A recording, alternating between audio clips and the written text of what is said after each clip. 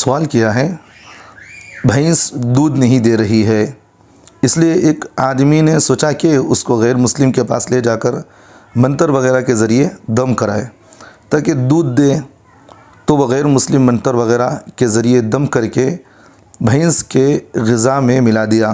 تو اب اس دودھ کا کیا حکم ہے، اس دودھ کا استعمال کرنا کیسا ہے؟ برائے کرم جواب دیں، نوازش ہوگی۔ دیکھیے، ہندو کے پاس اب جب جائیں گے تو وہ تو کوئی قرآن حدیث کی آیتیں تو نہیں پڑھے گا، اور یہ تو بات ضروری ہے کہ وہ منتر اور جو کچھ بھی ہے وہ شیطانی اثرات سے وہ جو کچھ بھی پڑھے گا وہ انہی کے ذریعے سے پڑھ کر وہ پھونکے گا ان سے۔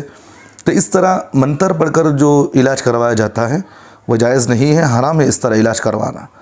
اور اس لیے آپ اگر علاج کروانا چاہ رہے ہیں تو بہت سارے مسلمان عامل ہیں اور علماء ہیں اور متقی و پرہیزگار بہت سارے ہیں ایسے جن سے آپ علاج کروا سکتے ہیں۔ اگر آپ کہیں ویسا نہیں مل رہے ہیں آپ کو، تو خود آپ سورہ فاتحہ پڑھ کر اور اس طرح آیت الکرسی پڑھ کے آپ خود دم کر کے پلائیں، کیونکہ اللہ نے سورہ فاتحہ کے اندر اللہ نے شفا بھی رکھا ہے اور برکت بھی رکھا ہے، اور آیت الکرسی کے اندر بھی اللہ نے برکت بھی رکھا ہے اور شفا بھی رکھا ہے۔ آپ اس کو پڑھ کر پھونک کر پلا دیں، انشاءاللہ اس سے ثواب، اس سے فائدہ بھی ہوگا اور جانور بھی دودھ دینے والے بن جائے گی۔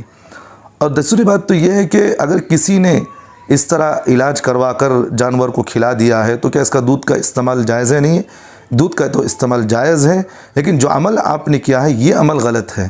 لیکن وہ منتر پڑھ کر جو آپ نے کھلایا ہے اس کی وجہ سے اس کے اثرات دودھ میں تو نہیں اتریں گے، لیکن عمل نہیں کرنا چاہیے تھا اس طرح، لیکن دودھ تو اس کا استعمال کر سکتے ہیں، حلال ہے۔